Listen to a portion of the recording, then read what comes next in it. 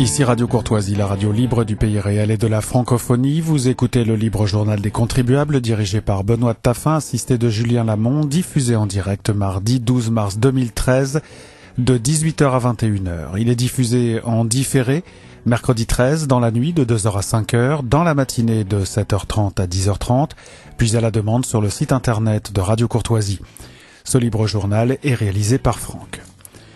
Vous pouvez intervenir au cours de cette émission par téléphone au 01 46 51 00 85, par télécopieur au 01 46 51 21 82 ou par courrier électronique en nous écrivant à courtoisie@radiocourtoisie.fr.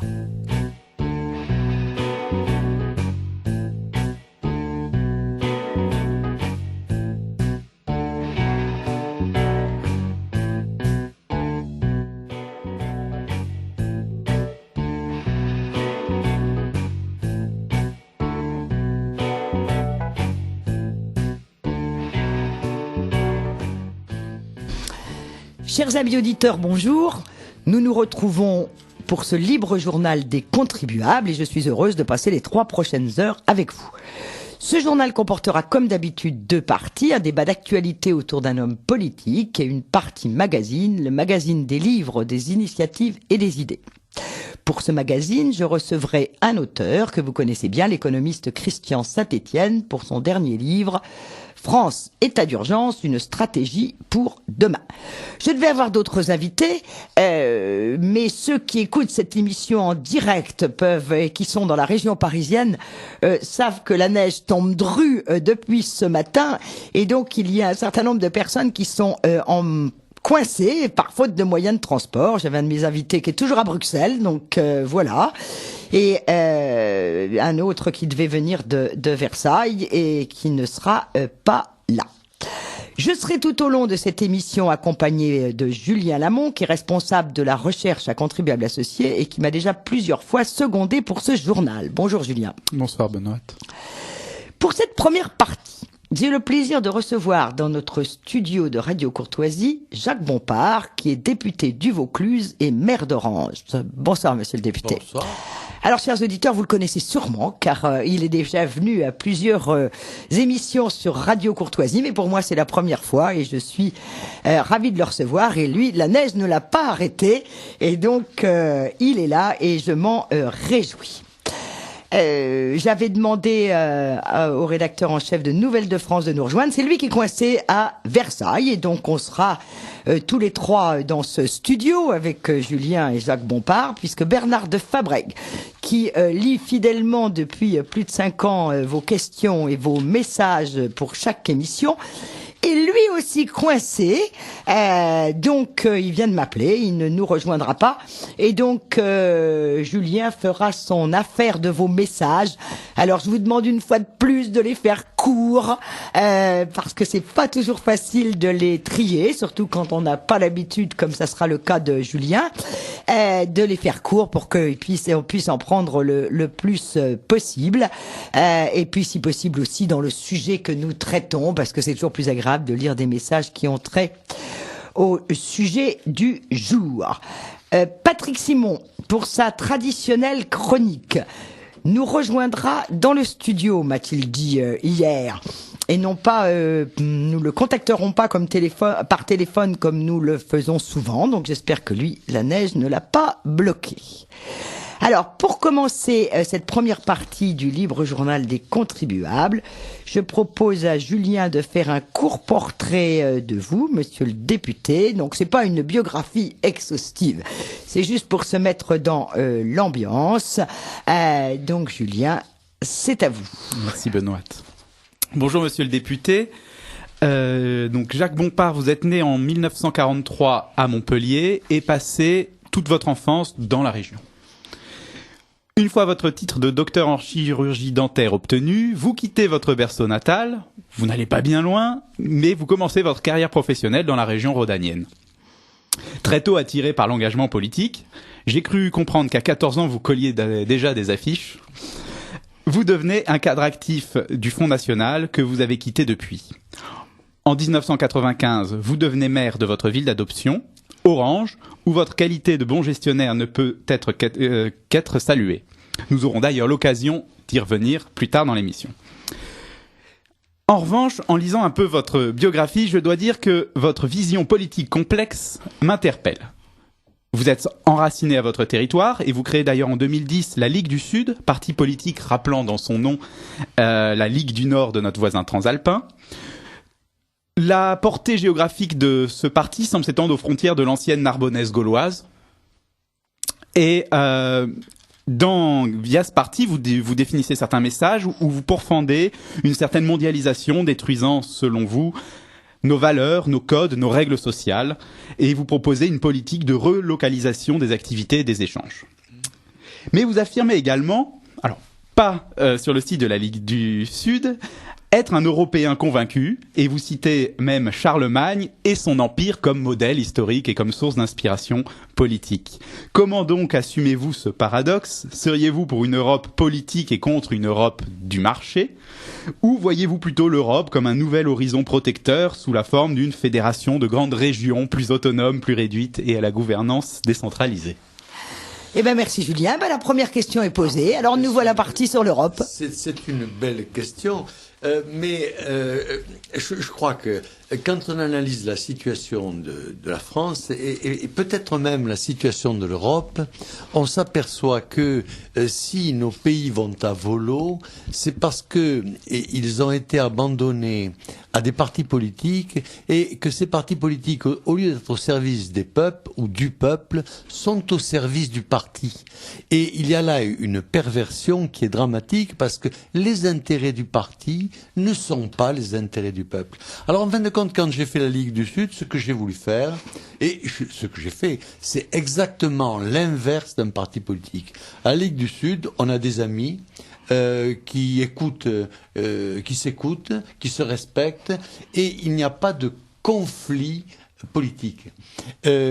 Pour exemple, je peux en donner, c'est que mon vice-président de la Ligue du Sud, qui est un avocat carpentrassien, Hervé Delepinot, a été le suppléant de Marion Le Pen, alors même que le Front me présentait une candidate contre moi. Et cela n'a pas entraîné de colère entre nous.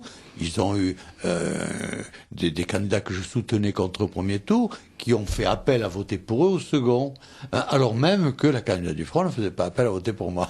Bon, c'est pour dire que je souhaite mettre en place un autre fonctionnement que celui des partis, et le fonctionnement, il est simple, c'est servir l'intérêt commun. Alors, dans ce contexte de service de l'intérêt commun, face à l'union de la gauche que nous avons régulièrement au deuxième tour et qui fait que les minoritaires de gauche remportent tous les sièges et toutes les collectivités locales, je crois qu'il y a une nécessité, c'est à faire union de la droite du deuxième tour qui permettra au champ de droite de reprendre des positions correspondant à leur représentativité. Alors c'est vrai que tout le monde est d'accord pour le faire intellectuellement, mais personne ne le fait dans la réalité. Bien, nous, aux dernières législatives, on l'a fait. On a présenté sur les 16 circonscriptions des candidatures d'union de la droite. J'ai été élu, les autres l'ont pas été. Peut-être qu'ils étaient moins implantés que moi. Mais je crois qu'il y a une nécessité que les partis ne soient plus des structures d'autorité, mais deviennent des structures de concertation et de volonté de progrès dans le service de l'intérêt commun. Et je crois qu'on doit essayer constamment de faire que le citoyen s'intéresse à la politique, et pour ça, il ne faut pas utiliser la langue de bois, celle qui est constamment utilisée, mais parler des vrais problèmes et en parler avec la volonté de proposer des solutions que l'on réalisera. Les promesses doivent engager les élus, et normalement, quand les élus ne respectent pas leurs promesses, l'électeur doit les signaler. Alors, on est sur un, voilà, c'est ce que j'allais dire. Là, on est sur un sujet plus politique, mais merci de cette explication, parce que je suis pas sûr que nos auditeurs connaissaient tous la Ligue du Sud, donc merci. Mais j'avais envie de dire, en restant sur la Ligue du Sud, quel est le contenu, et notamment sur les questions économiques, puisqu'on est dans le libre journal des contribuables. Sur l'Europe économique, c'est vrai qu'il y a aujourd'hui en France et dans beaucoup d'autres lieux un vaste courant anti-européen. Je n'y adhère pas. Je n'y adhère pas, même si je suis hostile à l'Europe qui nous est faite, parce que l'Europe qui nous est faite n'est pas une Europe n'est pas l'Europe qui est nécessaire aux Européens, c'est une Europe qui sert d'autres intérêts économiques que les intérêts européens et qui très clairement sert les intérêts économiques des trusts mondiaux, quels qu'ils soient. Et quand on sait que il y a des trusts très puissants qui sont les trusts de la drogue, les trusts de la traite des blanches, etc., on comprendra qu'ils ne servent pas l'intérêt commun. Donc, face aux problèmes mondiaux, aux grands problèmes qui se posent au plan mondial, je crois qu'il y a une nécessité à ce que les Européens travaillent la main dans la main. C'est l'intérêt de nos peuples et c'est peut-être même une condition de survie de nos peuples face au mondialisme niveleur et destructeur de toutes nos racines. Or, un peuple, une population qui n'a plus de racines, c'est une population qui meurt. C'est comme ça. On peut le regretter, mais c'est comme ça. Donc, comme je me bats pour l'intérêt de mon peuple, peuple français, les Provençaux, et que je rencontre des Européens, je vois qu'ils ont exactement les mêmes problèmes que nous. Je crois qu'il y a une nécessité à ce qu'on travaille de la main dans la main, mais en fabriquant une autre Europe, une Europe des peuples, une Europe au service des peuples, et non pas une Europe au service des technocraties et de la finance internationale. En termes économiques, puisque je vais y arriver, je voudrais donc qu'on y revienne. Vous connaissez les thèmes principaux de contribuables associés. Donc le libre journal des contribuables, c'est aussi c'est bien sûr celui de ceux qui payent. Donc en quoi vos thèmes, j'allais dire, c'est vous souhaitez une Europe plus économe, moins gaspilleuse, qui distribuerait moins de subventions, qui ferait plus attention à son fonctionnement, puisqu'on a on a pléthore de fonctionnaires bien payés et qui sont pas à notre service. Comme alors là, je suis entièrement d'accord avec vous. Donc sur le terrain moins politique peut-être, mais plus économique, quelle est l'Europe que vous souhaiteriez pour que le contribuable s'y retrouve? D'abord, vous avez fait en quelques mots une critique de l'Europe actuelle que je partage totalement. Je crois qu'il faut faire une Europe des peuples. Donc, d'abord, il faut que les peuples reconquièrent leur pouvoir, leur représentativité. Et ça pose un véritable problème. Il faut qu'il y ait une démocratie réelle. Nous ne vivons plus en démocratie. La démocratie est confisquée par les partis politiques, mais par le monde médiatique. Et vous n'êtes qu'un contrepoison, là, mais hélas, un petit contrepoison. Qui grossit. Donc, face à ces forces-là qui servent d'autres intérêts que les intérêts des peuples, il faut mettre en place des pouvoirs populaires, au noble sens du terme. Et pouvoir populaire, pour qu'ils puissent s'exprimer, il faut d'abord partir de la base, puisque tout ce qui va défendre les intérêts du peuple va être combattu par les médias, va être combattu par les systèmes qui tiennent le pouvoir en place. C'est bien naturel d'ailleurs. Donc la première strate que l'on peut conquérir, c'est la strate municipale, parce que autant la désinformation peut marcher au plan national, autant au plan local, elle est faible. Quand on se heurte aux réalités qu'on touche et qu'on voit, eh bien, on perd. Donc, on peut mettre en place des gens qui défendent les intérêts du peuple au niveau local. Et c'est pour ça que je suis devenu maire, c'est pour ça que mon épouse, à 25 km au nord, est devenue maire, c'est pour ça qu'on a des amis qui travaillent autour. Et une fois qu'on a conquis un territoire par la base, par les municipalités, bien à ce moment-là, on peut passer à la strate suivante, soit au conseil général, soit au conseil régional. C'est plus difficile parce que c'est un scrutin de liste régional, et passer aux élections législatives tant que on a une structure qui est encore un petit peu démocratique. Si vous enlevez au maire la possibilité de devenir député, eh bien vous allez enlever un degré de liberté extrêmement important. Par contre, je suis pour la limitation du cumul des mandats. Et dans la loi, nous étions maire, c'était un mandat. Conseiller municipal, c'était un mandat. Est-ce qu'on pourrait revenir aux dépenses de l'Europe? Je pensais qu'on parlerait de ça plus tard. Je suis très intéressé par les dépenses de l'Europe. Si vous voulez, par exemple... L'Europe a plusieurs défauts. Son premier défaut, c'est de légiférer sur tout. et légiférant sur tout, elle impacte sur le monde économique. Alors, si vous voulez critiquer les dépenses du Parlement européen, on le fera ensemble.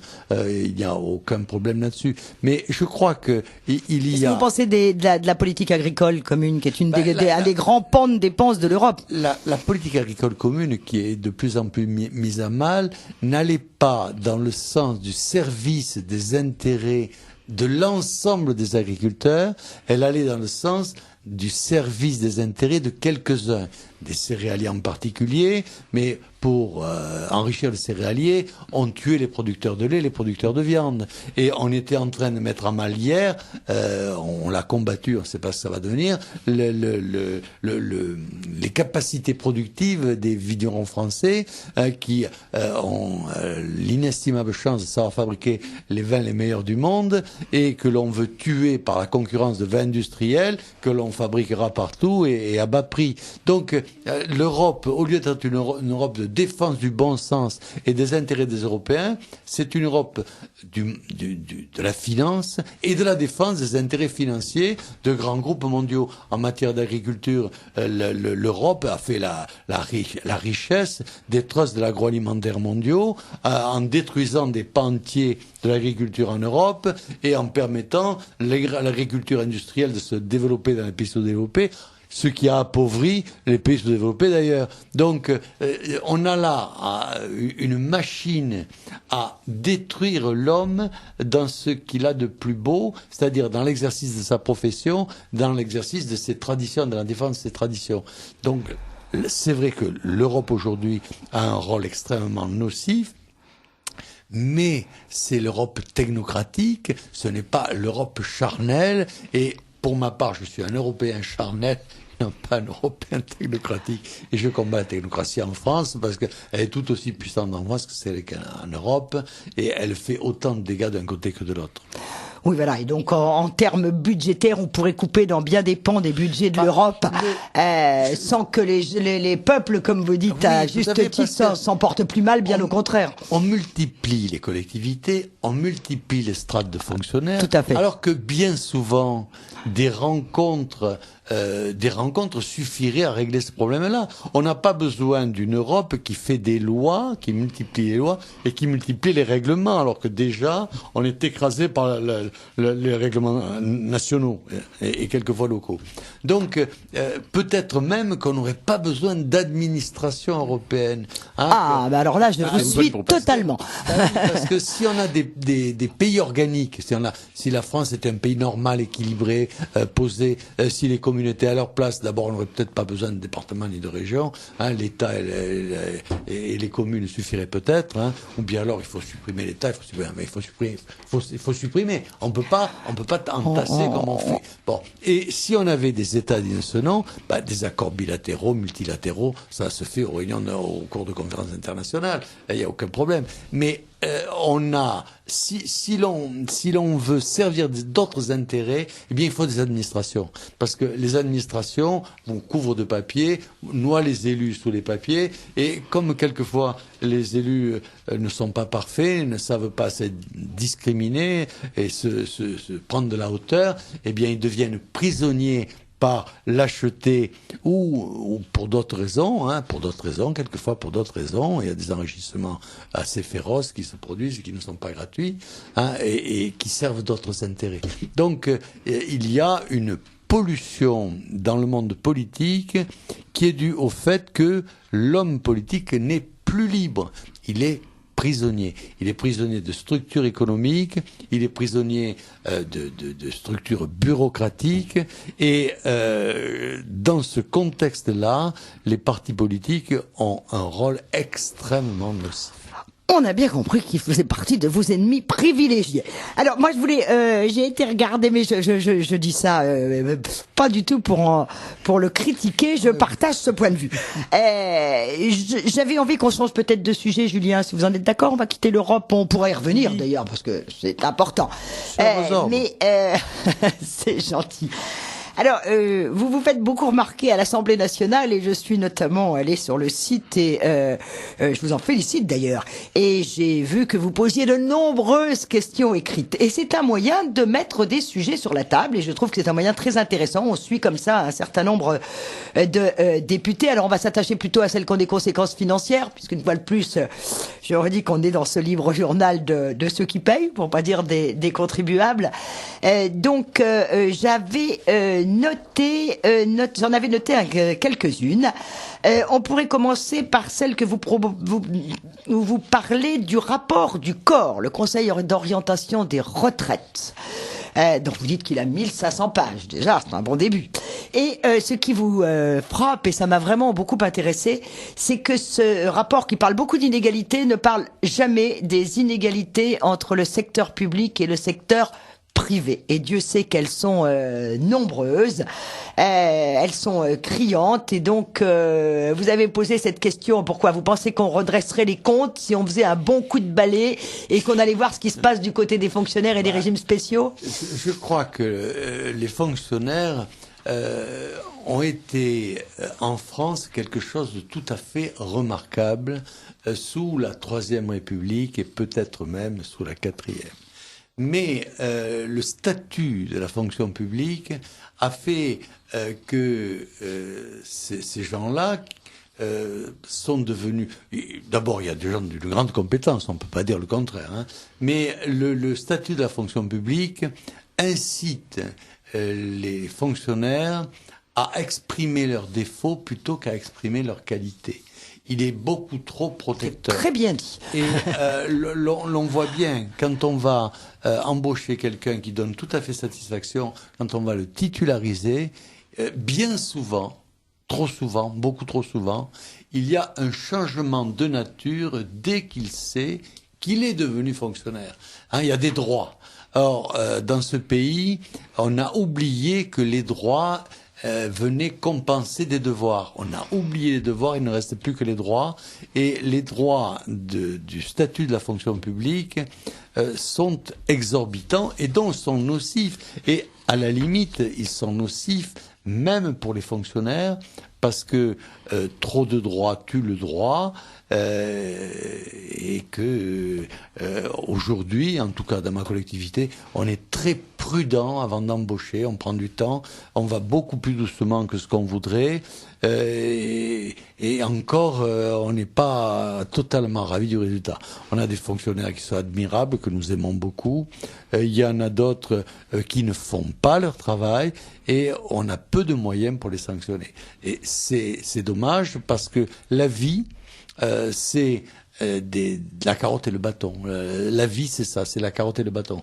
Alors, s'il y a que la carotte, c'est pas bon. S'il y a que le bâton, c'est pas bon. Mais aujourd'hui, avec les fonctionnaires, il y a pratiquement que la carotte et il n'y a plus le bâton. Et en matière de retraite, on voit pas ce qui peut justifier l'inégalité des calculs? Il fut un temps où les fonctionnaires, du fait de leur sécurité de l'emploi, étaient moins bien payés que dans le privé. Donc, dans ce contexte-là, il pouvait y avoir... Enfin, de toute façon, les différences de salaire étaient dues à la protection de la fonction.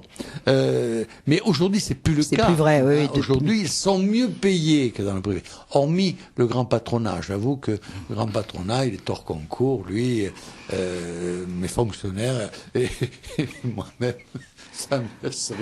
Il y a souvent un joyeux mélange entre des hauts fonctionnaires. Il y a aussi souvent un joyeux mélange entre les hauts fonctionnaires et un certain nombre de grands patrons, ceux dont on parle d'ailleurs. Oui, mais vous avez des hauts fonctionnaires qui deviennent des grands patrons. Absolument. Bon. Donc là, ça ne se justifie plus et les avantages ou les avantages pour les uns ou les désavantages pour les autres sont excessifs. Hein. On le voit bien, et la suppression du jour de carence qui vient d'être faite est une pollution financière extraordinaire. Quelle injustice en plus. Totalement. Ma présidente du CCAS d'Orange me disait, grâce à cette journée de carence, j'avais fait diminuer le taux d'absentéisme de 60% au CCAS. Le nombre est énorme. C'est fou. Le nombre est énorme. Mais ça ne veut pas dire forcément que ça faisait beaucoup de jours quand même. Hein. Mais la réalité est quand même là. Et elle m'a dit, il est évident qu'il va y avoir un retour de bâton et que ils vont reprendre leurs habitudes. Et à la limite, est-ce qu'on doit le leur reprocher?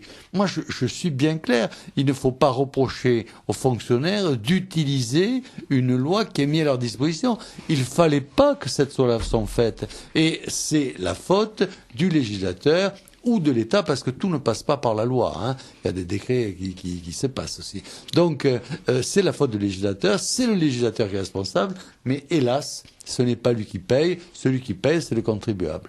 Donc, il faut en revenir à une politique de bien commun, ce que je disais en début. Si l'on sert le bien commun, eh bien, il faut des salaires suffisants pour les gens qui travaillent. Par contre, ceux qui ne travaillent pas, eux, eh ben, il faut les inciter à travailler. Et pour ma part, je suis favorable à la mise en place d'un droit au travail minimum qui remplacera le traitement social du chômage. On déposera une proposition de loi ces jours-ci. Écoutez, merci pour cette réponse à cette question.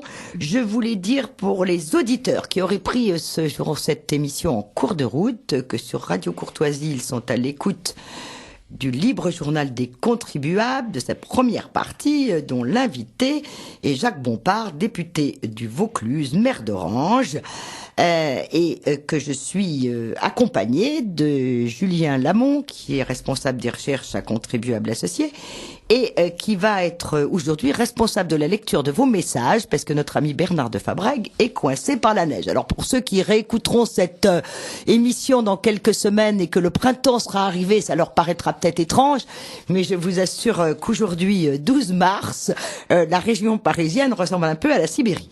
Alors, je vous rappelle que les messages, on peut les adresser en téléphonant au 01 46 51 00 85 par télécopie, 01 46 51 21 82 par courriel, courtoisie@radiocourtoisie tout attaché.fr.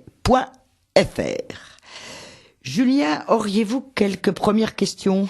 J'ai quelques questions d'auditeurs, très peu, mais j'ai une question aussi personnelle. Ah ben vous avez le droit, mais on va peut-être commencer par les auditeurs parce qu'ils sont pas contents si on pose pas leurs questions. Ils ont raison. J'ai deux questions qui me semblent très intéressantes d'auditeurs, qui s'éloignent un peu de nos sujets, mais justement ça nous permettra de parler d'autres choses. Alors, l'une c'est une proposition plutôt, mais qui je pense, monsieur le député, demandera une réaction de votre part. Il faudrait mettre en place une pétition à grande échelle pour instaurer un référendum d'initiative populaire pour redonner le pouvoir au peuple, pour rebondir en fait sur ce que vous disiez au début d'émission, et pour faire encore mieux qu'en Suisse. J'imagine que cet auditeur fait référence au dernier référendum d'initiative populaire suisse qui a donné plus de pouvoir aux actionnaires dans les grands groupes pour contrôler les salaires des patrons, mais aussi peut-être les référendums qui permettaient de contrôler l'implantation de mosquées dans certaines villes. Enfin, les Suisses font appel à des référendums fréquemment. En tout cas, partout, la démocratie directe fonctionne et qu'on peut faire des comparaisons facilement, comme d'un canton suisse à un autre ou d'un État américain à un autre, puisque c'est un pays qui la pratique. On s'aperçoit du bon sens des citoyens souvent, mais je serais très intéressé effectivement que Jacques Bompard nous dise ce qu'il pense de ces systèmes. Je suis bien sûr tout à fait favorable au référendum d'initiative populaire, et il est remarquable de voir que la gauche française y est tout à fait hostile, hein, et les autres aussi plutôt quand même. Et on a un bel exemple ce mois-ci de la philosophie du pouvoir vis-à-vis de la volonté populaire. C'est les pétitions qu'il y a eu pour contre le mariage gay. Les gens qui s'en occupent ont réuni en 15 jours 700 000 signatures. C'est colossal. Hein, ils les ont apportées au comité économique et social qui a dit que c'était pas recevable, alors que la loi le prévoit. Hein. Alors, on est dans un drôle de pays.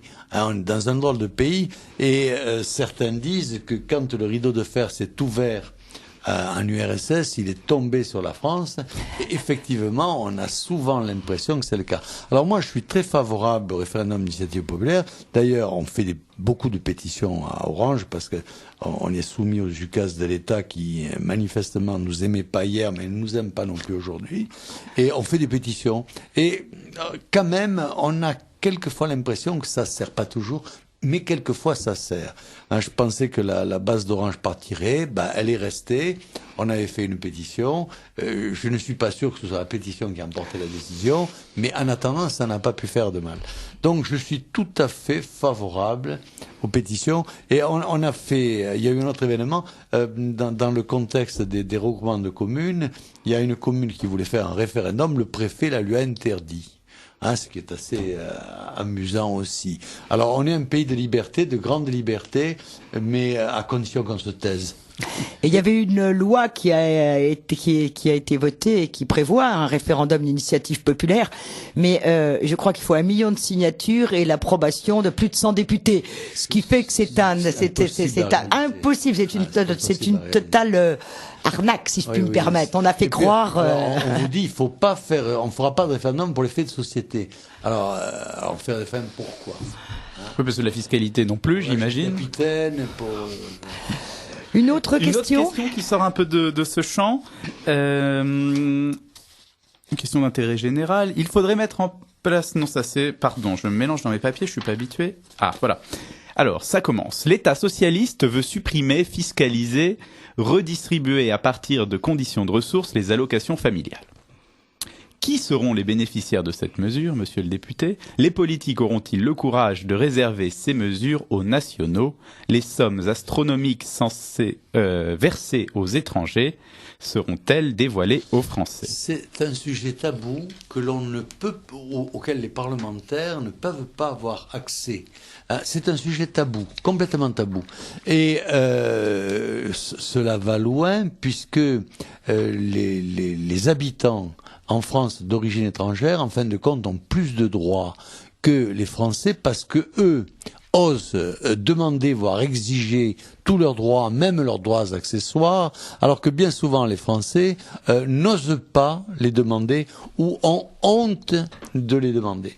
Donc là, on est dans un vrai problème et quand l'on sait qu'il y a 22 millions de chômeurs en Europe, et que l'Europe prétend que l'immigration est une chance pour l'Europe et qu'il nous faut encore plus d'immigrés, on comprend que l'Europe dont nous parlions tout à l'heure ne défend pas les intérêts des Européens, mais défend d'autres intérêts et en particulier peut-être les intérêts pétroliers du monde arabe.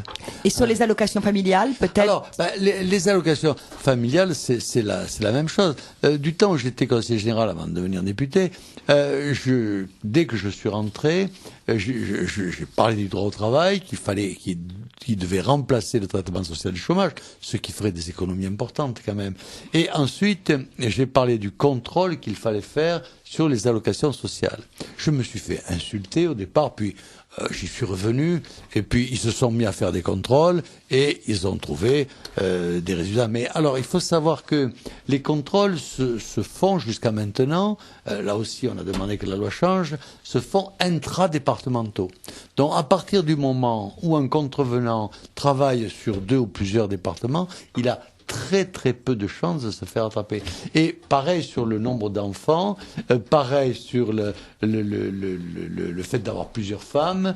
Quand vous avez plusieurs femmes, la première est comptabilisée, les autres sont comptabilisées en mère seule, c'est-à-dire on touche encore plus d'argent que si elles étaient déclarées en Il n'y avait pas un fichier central en préparation qui avait été lancé sous la précédent gouvernement? Non.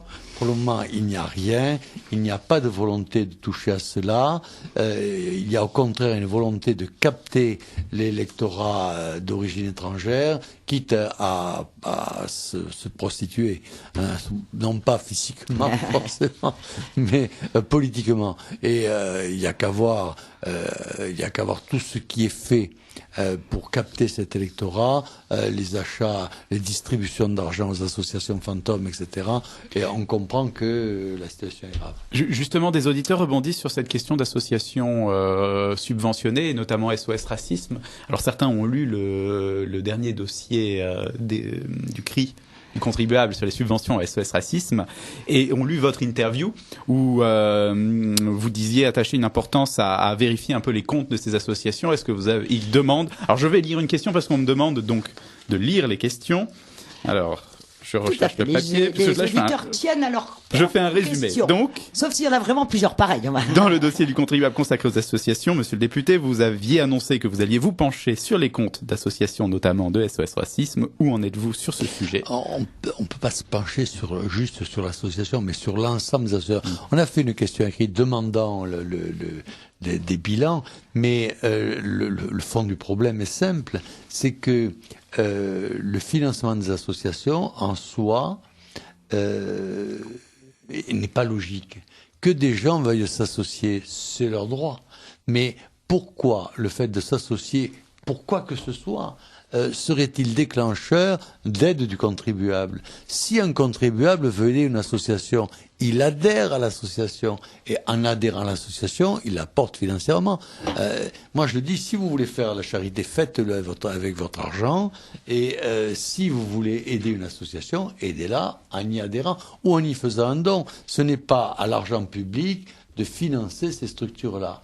Alors, on a détourné totalement la loi de 1901 d'ailleurs. Au plan local, on en finance des associations. Quand une association sportive accueille des enfants, le travail d'accueil des enfants, il n'est pas illogique que ça entraîne une participation financière de la collectivité, parce qu'il vaut mieux que les enfants soient encadrés dans une association sportive que laissés à l'abandon dans la rue ou entre les mains de leurs parents qui quelquefois n'ont pas le temps de s'en occuper. Donc là, il y a une certaine cohérence. Mais en dehors de ça, et tout particulièrement pour des associations politiques, normalement, la loi, mais elle n'est pas appliquée, la loi interdit le financement des associations politiques et interdit le financement des syndicats. Moi, je suis arrêté, quand j'ai été élu maire, j'ai arrêté de financer les syndicats de ma ville en leur disant que c'est interdit par la loi. Et ils le savaient. Mais les autres villes ont continué à les financer. Et l'État, le département, continuent à les financer. Mais ils vous diront que SOS Racisme n'est pas une association politique. C'est une association politique qui fait de la politique. Bien sûr. Ma remarque était ironique. Il y avait d'autres questions ou on y reviendra tout à l'heure? On va vous laisser trier, Julien. Moi, j'avais une question pour Jacques Bompard, puisque j'ai continué à me pencher sur ses travaux à l'Assemblée nationale. J'aime bien, il y a même des vidéos où on vous voit intervenir. Alors, je trouve que maintenant, c'est un plaisir d'aller sur le site de l'Assemblée. Alors, vous vous êtes penché sur une question grave, qui est la perte des emplois industriels en France, qui s'est dramatiquement accélérée. Vous parlez de 24 000 disparitions d'emplois dans ce secteur depuis le 2009, donc c'est récent. Et vous montrez du doigt le constructeur automobile Renault, qui s'est délocalisé. Alors j'avais envie, moi, de vous poser la question un peu à l'inverse. Est-ce que vous ne croyez pas qu'en se délocalisant, il sauve sa peau et qu'il préserve de ce fait le groupe par une mesure de bon sens face aux charges insupportables auxquelles il doit faire face? Je vais même être encore plus provocatrice. Peut-être que si Peugeot avait fait la même chose, ils n'en seraient pas là. Alors, le problème est le suivant. On va retomber dans la politique quand même. Tout est politique, mais on essaye de la raccrocher le plus possible à la dépense. Cela fait 20 ans que les gouvernements français, les différents gouvernements français, nous disent certes la situation économique du pays n'est pas bonne, il y a du chômage, mais faisons l'Europe va tout régler. Donc, on a fait l'Europe. Et on s'est aperçu qu'en faisant l'Europe, ce n'est pas l'Europe qu'on faisait, c'était le monde. On rentrait dans le monde. Et qu'en rentrant dans le monde, on mettait en concurrence nos salaires, qui sont parmi les plus élevés du monde, avec les salaires mondiaux, qui quelquefois étaient jusqu'à 100 fois plus bas que les salaires français. Et il est bien évident que dans ce contexte concurrentiel, les entreprises, si elles voulaient survivre, bien souvent n'avaient pas d'autre choix que de se délocaliser. Dans cette analyse-là, vous n'avez pas forcément tort. Mais en tant que politique français, quelle est la responsabilité du pouvoir politique français? C'est de donner du travail aux Français. C'est de faire que les Français puissent trouver du travail, et ce n'est pas, comme le disait Chirac, si les jeunes Français veulent travailler, ils ont qu'à aller à l'étranger. Non. Normalement, le pouvoir politique français doit pouvoir offrir des emplois aux jeunes Français. Moi, il doit permettre aux entreprises de leur en donner, parce que je ne pense pas que ce soit au pouvoir de le faire. Pardon. Complètement. Mais il doit créer des conditions suffisamment favorables pour que les entreprises françaises ou les entreprises étant localisées en France puissent donner du travail aux Français, aux jeunes Français, et aux autres d'ailleurs, ce qui n'empêche pas les jeunes Français qui veulent ailleurs d'y aller, bien sûr. Mais dans ce contexte-là, les entreprises s'en vont. Et si les entreprises s'en vont, reste le chômage, et en même temps que reste le chômage, arrive l'immigration de tous les pays pauvres qui viennent chercher la redistribution sociale française. Donc on crée les conditions de la faillite de la France. Alors est-ce que nous sommes favorables à la faillite de la France ou est-ce que nous sommes favorables à sa survie économique? Et le cas de Renault est particulièrement exemplaire puisque l'État est actionnaire de Renault. Donc quand l'État va chercher des bas salaires de l'autre côté de la mairie, en même temps qu'il laisse d'ailleurs entrer les jeunes de ce pays en France pour venir chercher la distribution sociale, il y a quelque chose qui est complètement aberrant et complètement fou. Donc, on ne peut pas nous dire, il faut faire de la recherche et par là on va trouver des solutions. Parce que quand on a des emplois à trouver, il y a des emplois pour les ingénieurs, mais il doit y avoir des emplois aussi pour les gens sans qualification. Donc, on doit bâtir un tissu économique vivant. Or, l'État, au lieu de bâtir un tissu économique vivant, détruit le tissu économique. En 58, il y avait 6 millions de paysans en France. Aujourd'hui, il y en a 500 000. Et le gouvernement de l'époque, qui est arrivé au pouvoir en 58, a dit il faut détruire des emplois ruraux pour alimenter les emplois industriels dont nous avons besoin. Et on a détruit le tissu économique agricole, qui était une grosse réserve d'emplois, pour bâtir un tissu industriel français, mais qui a duré peu de temps et qui aujourd'hui s'est délité. Donc il faut remettre des réseaux en place, des structures en place. Et aujourd'hui, c'est bien difficile parce que le monde agricole est devenu un monde industriel. D'ailleurs, il ne s'appelle plus paysan, il s'appelle exploitant agricole. Donc c'est une philosophie fondamentalement différente. L'exploitant, c'est un exploiteur. Le paysan, c'est un cultivateur. C'est quelqu'un qui cultive sa terre. Mais pour pouvoir que les entreprises créent des emplois, quelle que soit leur taille, on parlait de Renault, mais la moindre des petites entreprises, qui sont le tissu aussi économique de la France, est-ce que le meilleur moyen, et pas, alors là je viens vraiment sur le thème de contribuables associés, c'est vrai que le meilleur moyen, n'est-ce pas de baisser les charges et les taxes, donc de baisser les dépenses de l'État, et à ce moment-là, j'ai dit, on se posera pas la question, Renault ne se délocalisera pas si les conditions sont bonnes en France. Il faut arrêter les gaspillages, mais l'ouverture brutale des frontières est quand même fracturante pour l'emploi, parce que même si on supprime toutes les parts de redistribution indue de l'entreprise à l'État, malgré tout, les salaires pratiqués au Vietnam seront plus bas que les salaires même épurés en France. Donc, il fallait faire les choses. On n'est pas contre les échanges internationaux, mais il fallait faire les choses prudemment, avec progressivité, au lieu de au lieu de le faire avec brutalité et sans réflexion aucune, toujours pour servir les intérêts de ceux qui achètent là-bas et vendent ici. Tout ça n'est pas sérieux. Julien, je crois que vous souhaitiez, et je vais vous laisser le faire, aller vers la politique locale. Puisque Jacques Bompard est maire d'Orange, que nous avons un outil qui s'appelle l'Argus des communes, dans lequel on donne des notes à nos maires, et que Les notes d'Orange sont excellentes. Alors voilà, donc ça c'est une entrée en matière. Mais je pense qu'on pourrait peut-être parler d'un certain nombre de choses que vous avez fait pour redresser les finances de votre commune, ce qui ne vous a pas empêché de la développer. Voilà, on pourrait parler politique locale, mais je laisse la parole à Julien pour vous poser plus précisément la question. Benoît, vous avez quasiment tout résumé. Mais non, l'idée c'est concrètement, donc vous parliez de diminuer les gaspillages, du contrôle de l'embauche des fonctionnaires par votre municipalité, de redonner le devoir de créer des conditions favorables à l'emploi sur un territoire.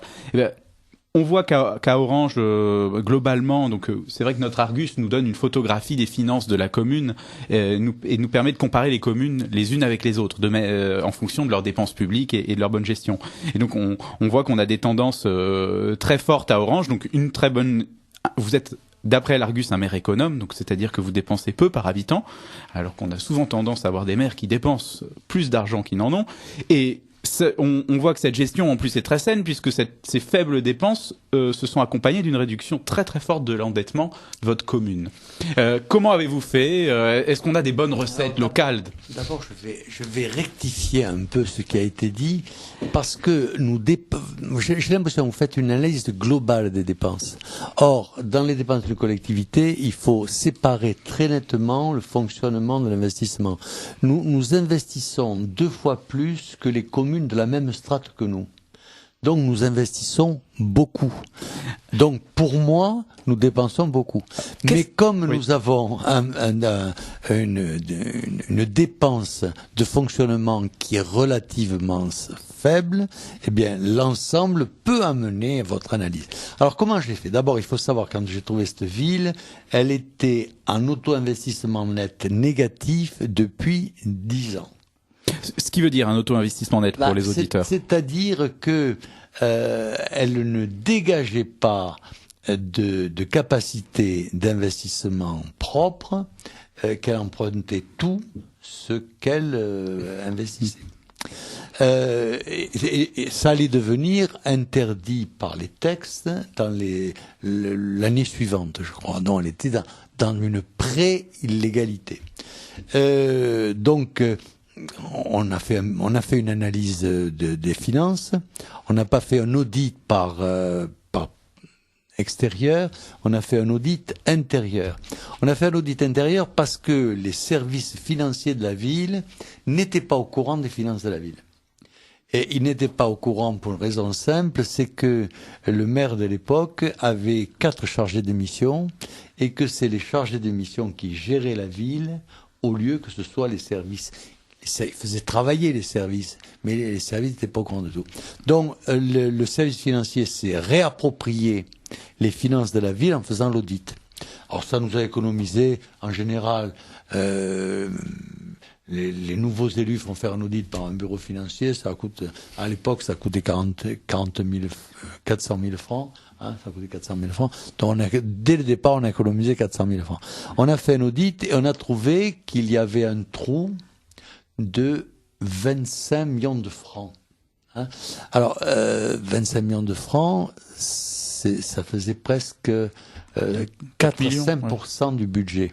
Donc c'était important quand même. Alors les anciens, les battus, les socialistes nous ont dit que c'était pas vrai. On l'a inscrit sur le budget, puisque il y avait un trou, il fallait l'inscrire. Et ils ont voté le budget. Tant ils ont reconnu qu'il y avait un trou. Bon, donc on s'est mis au travail. Et j'ai pris les dossiers les uns après les autres. Et chaque dossier que je prenais, je trouvais des anomalies, c'est-à-dire des économies à faire. Donc, j'ai fait des économies au jour le jour. La première réforme que l'on a fait, il y avait une dizaine de services dans la ville. Et chaque service faisait ses achats. Alors, ça faisait 10 zones de non-concurrence et de possibilités d'arrangement avec les dieux. Donc, on a fait un bureau d'achat, et le bureau d'achat, non seulement faisait les achats, mais gérait les achats. Parce que avant, dans chaque service, les achats n'étaient pas gérés. On achetait, chacun venait se servir à la bonne franquette. Bon. Donc, on a mis de l'ordre. Ça s'est pas fait sans sans grincement de dents, puisque la fonctionnaire qui avait été mise à la tête de ce service des achats a eu sa voiture rayée. Donc manifestement, ça faisait pas plaisir à tout le monde. Mais enfin, ça c'est... Et au bout de 6 mois, ou des 6 premiers mois d'exercice, on avait rétabli l'équilibre financier. On avait supprimé ce déficit structurel. Et on l'avait supprimé alors même que durant les 6 premiers mois de l'exercice, c'était 6 mois électoraux et le maire avait distribué les heures sup à tire-larigot pour essayer de s'acheter quelques voix. Donc dans des conditions difficiles, on a rétabli l'équilibre financier en beaucoup moins de temps que ce que l'on pouvait espérer. Alors ensuite, bien, on s'est mis à gérer. D'abord, j'ai continué d'ouvrir les dossiers un par un, après 6 mois, hein, parce qu'en 6 mois, on n'ouvre pas tous les dossiers d'une ville. Bon. On a continué de travailler, et on a travaillé également aussi sur les fonctionnaires. Alors, on n'a pas remplacé les départs à la retraite, on n'a pas remplacé les cadres qui ne voulaient plus travailler avec nous, parce qu'il y avait des cadres A qui voulaient pas travailler avec nous, les chargés de mission par exemple, il y en a un qui est resté 1 an, mais les 3 sont partis.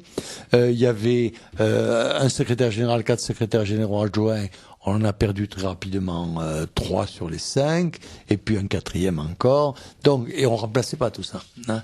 On remplaçait pas parce que le maire précédent gérait à travers ses chargés de mission et son secrétaire général. Nous, on a géré directement. Les élus étaient dans les services, aux côtés des chefs de service. Moi, j'avais annoncé que je recevais les fonctionnaires quand ils voulaient. C'était un autre monde. On a créé en quelques semaines un autre monde, un monde de normalité. Il me paraît pas normal qu'un fonctionnaire puisse rencontrer le maire. Hein, ça me paraît pas normal. Il n'a pas besoin d'un cabinet pléthorique qui fait les choses à sa place. Et j'ai pas besoin de syndicats. Alors il y a des syndicats, mais on les a vidés en quelque sorte de leur substance. Et les syndicats collaborent, on travaille la main dans la main avec les syndicats. On a mis de l'ordre. On s'est alors il y avait un comment ça s'appelait ça, une structure qui s'occupait du social. Un bureau d'aide sociale ou un comité CAS ou un comité d'action sociale. Il y avait un truc là et un truc au CCS.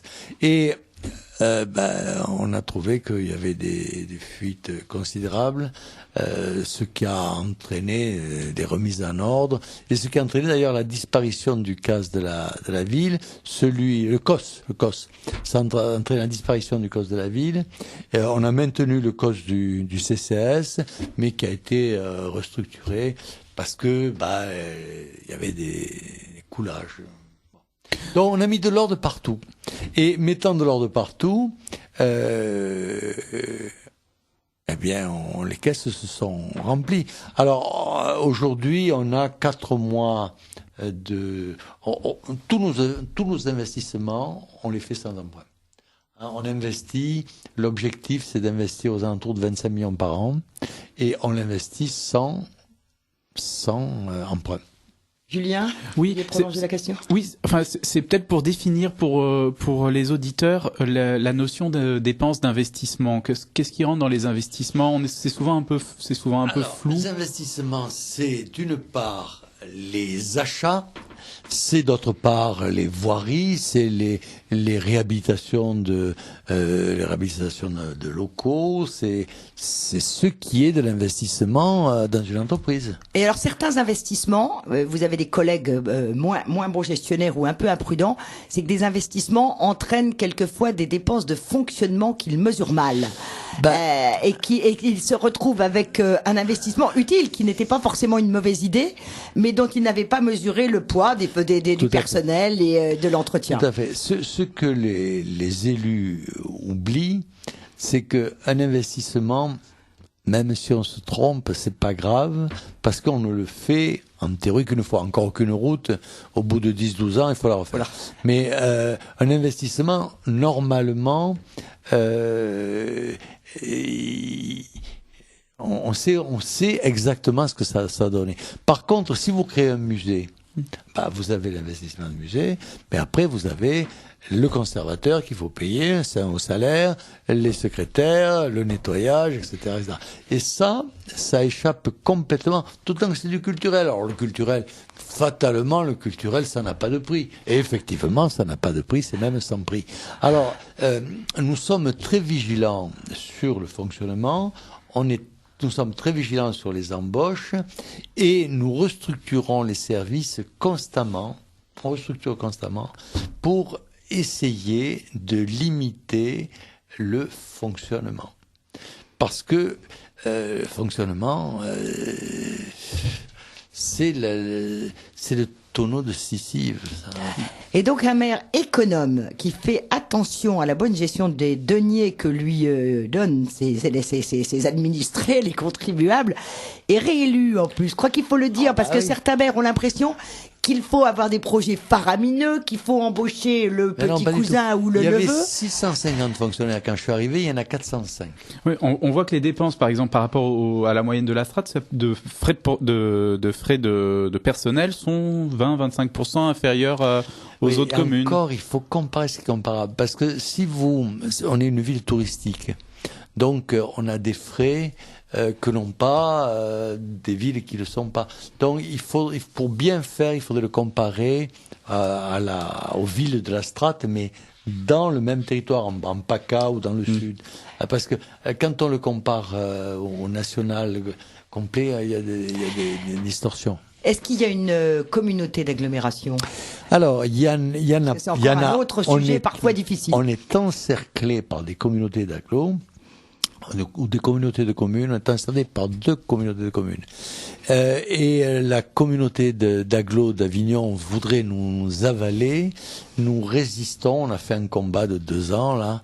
Et pour le moment, on n'a pas été inclus.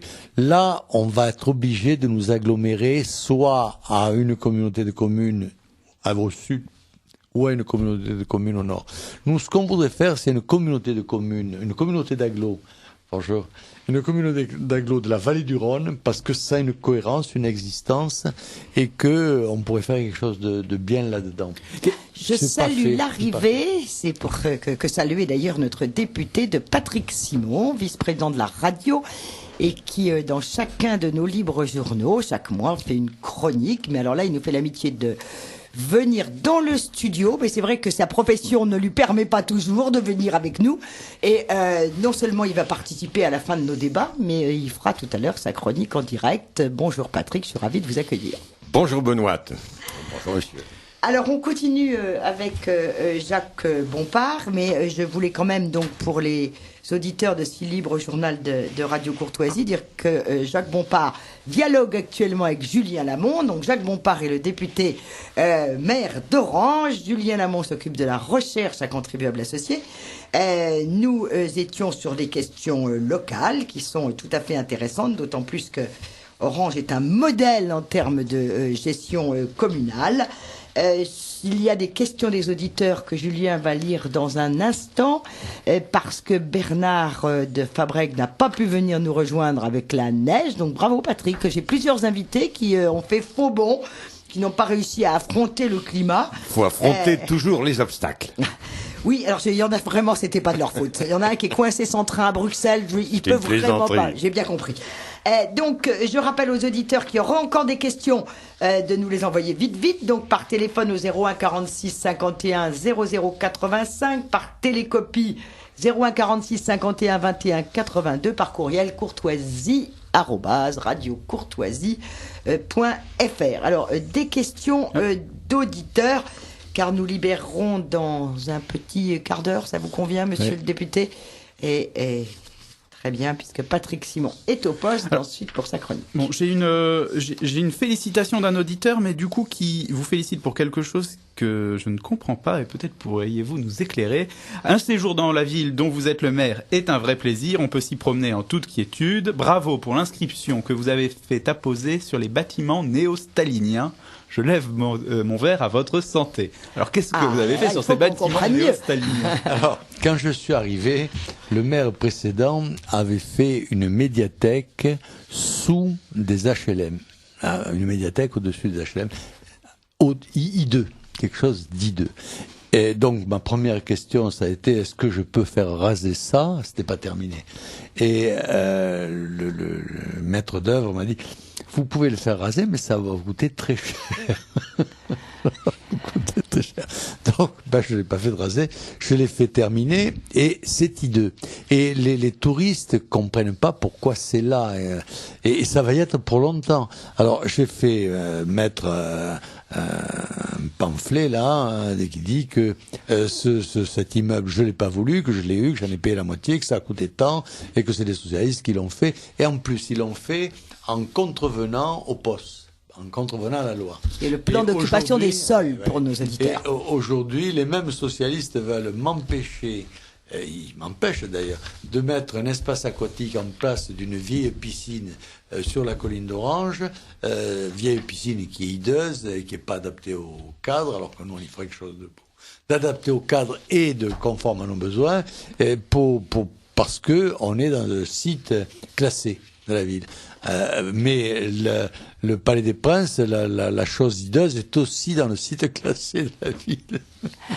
Une autre question, merci pour ces explications. J'ai moins de questions locales, on revient sur des questions plus de politique générale. Allons-y, il faut écouter nos auditeurs. On reboucle un peu sur le début. C'est plutôt politique politicienne, règle électorale, mais peut-être intéressante. Autrefois, les conseils régionaux étaient tenus par la droite, jusqu'à ce que Jean-Pierre Raffarin décide de changer le mode de scrutin, j'imagine qu'il n'était pas tout seul, dans le but avoué d'empêcher le Front National d'avoir des sièges. Résultat, tous les conseils régionaux, ou presque, sont tombés à gauche.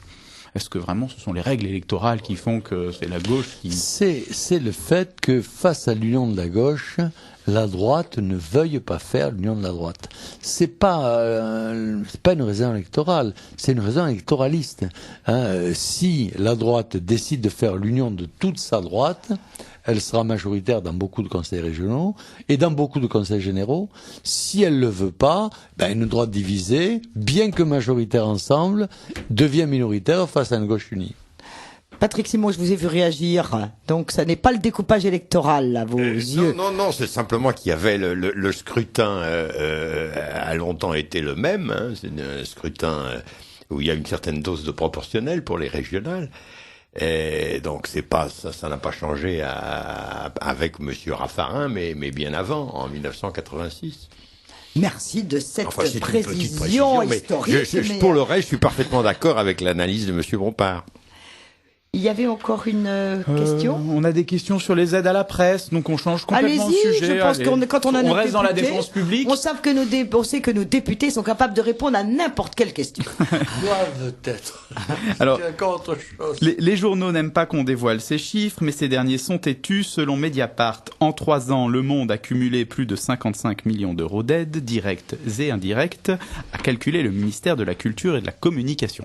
J'ajouterais que les aides à la presse commence à être assez dévoilé assez fréquemment. On est à plus de 500 millions d'euros d'aides directes chaque année. On évalue à 2 milliards d'euros, soit 10 à 20% le chiffre d'affaires de la presse, les aides directes et indirectes. Est-ce que c'est un problème? Moi, je vous dis très clairement, je suis pas d'accord avec les aides à la presse. Je considère que c'est l'acheteur du journal qui doit payer son journal et non pas le contribuable. On est dans le même contexte que ceux que j'évoquais tout à l'heure pour le financement des associations, et même le fait qu'ils accordent des subventions aux uns et qu'ils les refusent aux autres, c'est tout à fait totalitaire et c'est pas du tout conforme à l'intérêt commun, à l'intérêt public. Donc moi je suis défavorable aux aides à la presse. Si la presse a une utilité, elle se vendra. Si elle n'a plus d'utilité, elle se vendra plus. Une autre question? Une dernière question qui revient là justement, qui vient de m'arriver, d'un auditeur. Jacques Bompard, monsieur le député, ne pensez-vous pas qu'il faudrait supprimer les dotations de l'État aux collectivités locales? Alors on sait que l'État va se désengager ces prochaines années. Partiellement, de 3 milliards. C'est le rêve des collectivités locales que l'État ne les finance plus, parce que ça signifierait, ça signifierait qu'elles pourraient lever l'impôt elles-mêmes. Or, comme les collectivités locales, en règle générale, pas toujours, mais en règle générale, veulent toujours augmenter leurs dépenses, bien si elles peuvent lever les impôts, augmenteront les impôts, comme elles le font déjà, et puis tout sera pour le mieux dans le meilleur des mondes possibles, hormis que le contribuable sera de plus en plus écrasé. Par ailleurs, ce qui est un peu désespérant, c'est que l'État diminue ses abondements aux collectivités locales, mais ne diminue pas ses impôts. Il faudrait que l'État arrête ses gaspillages, il faudrait que les collectivités locales arrêtent leur gaspillage, et là, les choses pourraient avancer. Mais aujourd'hui, on n'a pas vu se profiler cela. En particulier dans les communautés de communes, où c'est le gaspillage le plus éhonté, parce que les gens qui siègent là n'ont pas été élus pour cela, donc, et puis... ils osent bien souvent pas parler. Les élus, c'est pas. Quand vous pensez qu'il y en a de trop, je pense pas qu'il y en a trop. Par contre, je trouve qu'il en manque des bons. Oui, alors les bons étant rares, il faut les utiliser au maximum. Mais je pense que le problème des communautés de communes et ce que vous venez de dire, c'est que c'est des gens qui sont pas en prise directe, qui sont pas élus. Non, mais et c'est vrai que c'est ébahissant de voir que personne ne prend la parole. Parce qu'ils n'osent pas aussi ou ça, ou si on prend la parole, on va répéter ce qu'a dit le président, comme à l'Assemblée nationale. Le gros problème que nous avons, c'est que les élus, bien souvent, ne sont pas au service des citoyens. Alors sur la question de cet auditeur et sur une fiscalité qui serait plutôt en prise directe, qui serait décidée par les collectivités territoriales, il y a quand même un point intéressant, c'est que au moins les élus locaux en seraient responsables. On entend souvent dire ah non mais on peut faire cet investissement parce qu'il va y avoir une participation de la région, une participation de l'État, une participation de l'Europe, allons-y, pourquoi pas. Et donc il y a une espèce d'irresponsabilité si effectivement une collectivité, un impôt pour un type de dépense, aussi une strate de dépenses, on aurait peut-être une transparence qui permettrait aux électeurs d'y voir plus clair. Le système est compliqué pour l'instant. Plus l'élection est locale, plus le citoyen est sensibilisé à la regarder. Et plus elle est éloignée, et moins le citoyen se rend compte pour ce qu'il vote. Donc, en fait, il y a beaucoup trop de collectivités. Il faudrait diminuer drastiquement le nombre de collectivités et surtout, quand il y a plusieurs collectivités, que chacune ait des compétences propres. Il faut supprimer les compétences croisées. Entièrement d'accord. Une compétence propre, une fiscalité propre et les citoyens s'y retrouveraient. Le fait que la moitié des budgets des collectivités est parfois abondée par l'État, c'est vrai que ça n'aide pas à la clarté des choses. Alors peut-être une dernière question sur des sujets qui concernent la vie des élus, certains points sur lesquels on est d'accord et d'autres pas. Alors on pense que nous... Il y a peut-être trop d'élus et qu'à 400 députés, on pourrait peut-être s'en tirer et ça ferait des économies. Il y a sûrement trop de ministères. Je termine juste pour vous dire sur quel point on avait envie que les choses bougent. Moins d'élus, moins de ministères. Si on avait 2 fois moins de ministres, ils seraient peut-être moins tentés d'inventer des choses pour dépenser de l'argent. On est pour la suppression du Conseil économique et social et environnemental, qui nous semble plutôt être la maison de retraite d'un certain nombre de syndicalistes, entre autres. Et donc... on s'en passerait bien volontiers. Nous sommes pour la transparence de vos indemnités, monsieur le député, les indemnités représentatives des frais de mandat. On ne veut pas vous les enlever. Mais j'ai eu des discussions dans ce studio avec des élus qui étaient scandalisés de notre proposition. Donc plus de transparence. Alors il y a un sujet sur lequel nous ne sommes pas d'accord, qui est le cumul des mandats. Alors sur le CSE, sur la transparence, si vous voulez en dire un mot. Aucun problème. Qu'il y ait, qu'on diminue le nombre d'élus, c'est pas très important. C'est pas choquant. Moi, ce qui me choque, c'est la compétence et l'asservissement. Il nous faut des élus libres. Parce que si vos élus ne sont pas libres, qu'ils soient 50, 100 ou 1000, ils seront nocifs. Donc, tout ce qui peut libérer les élus est important. Mais s'ils sont moins nombreux, ça coûtera moins cher. Par contre, c'est pas forcément les élus qui sont le plus chers. C'est les fonctionnaires qui vont autour, qui sont très chers. C'est sûr. Alors, le CSA, oui, il faut le supprimer, ça sert à rien, le Sénat aussi. Il y a des tas de choses inutiles. Et il faut diminuer drastiquement le nombre de collectivités locales. On est bien d'accord. Cumul des mandats. Le souci que nous devons avoir, c'est d'avoir des gens libres. Or, ce que permet le cumul de 2 mandats, un mandat local et un mandat national, c'est de donner de l'indépendance aux élus. On le voit bien, les seuls qui se rebellent un peu contre les socialistes, actuellement, ce sont les députés maires, ou les députés présidents. Par contre, il faut 2 mandats. Parce qu'on vous parle de ces 2 mandats-là, mais vous avez des élus locaux qui ne sont pas députés, qui ont 10 mandats. Et notamment dans les communautés de communes et dans les qui ont des communautés de responsabilités communes, énormes. dans les associations de ci, de mi et du reste. Bon, donc c'est pas ça qui est important. Ce qui est important, c'est qu'on ait des gens libres et compétents. Après, une personne libre et compétente, elle ne peut pas exercer 10 mandats, mais un mandat local, un mandat national, c'est un ancrage des problèmes locaux dans les problèmes nationaux. Et surtout, comment vous éliminer le rôle totalitaire des partis si vous n'avez pas des gens indépendants, et leur indépendance, c'est leur mandat local qui vous le donne. C'est le mandat local. Pourquoi je suis un libre? Parce que je suis maire. Le jour où je suis plus maire, je suis maire et sans investiture. Le jour où je suis plus maire, je suis plus député. Pourquoi? Parce que comme je suis libre, jamais un parti national va me donner l'investiture. Je suis un emmerdeur. Alors, pourrais-je vous donner une solution? Pourrais-je vous donner une solution? Moi, l'idée était de faire venir un nombre important de citoyens à la vie publique.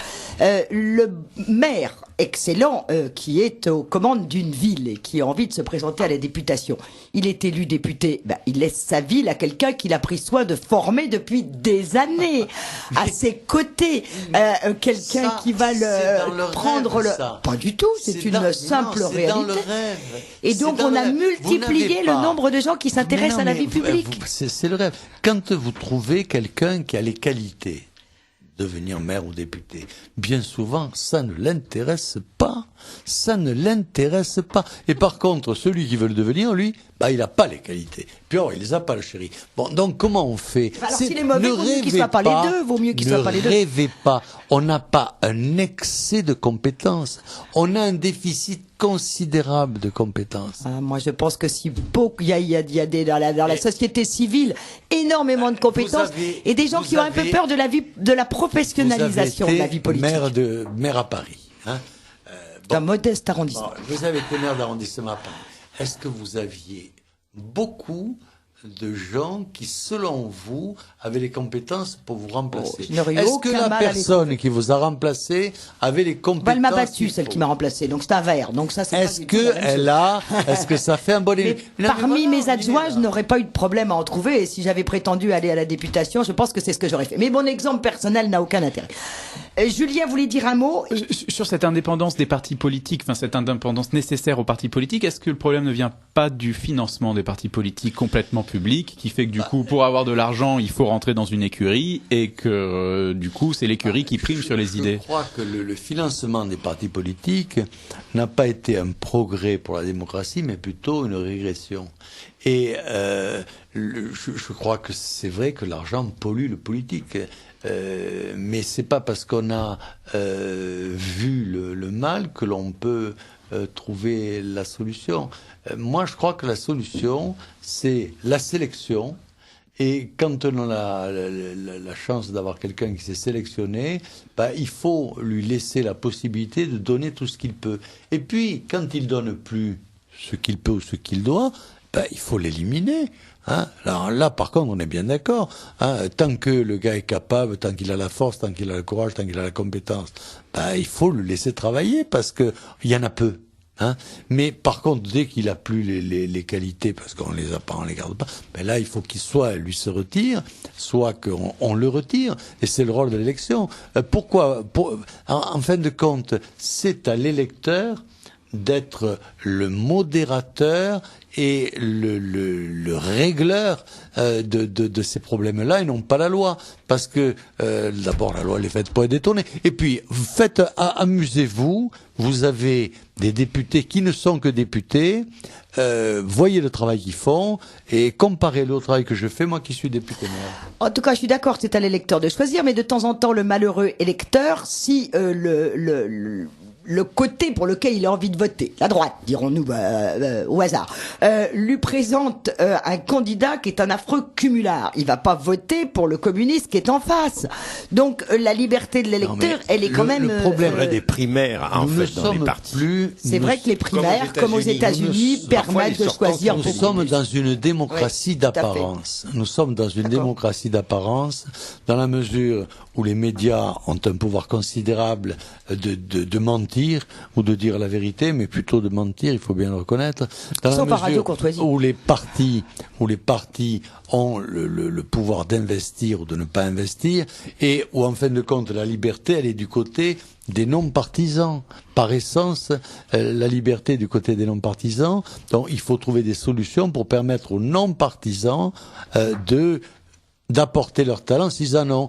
S'ils en ont pas, on n'a pas besoin d'eux, mais s'ils en ont, il faut qu'ils puissent l'apporter.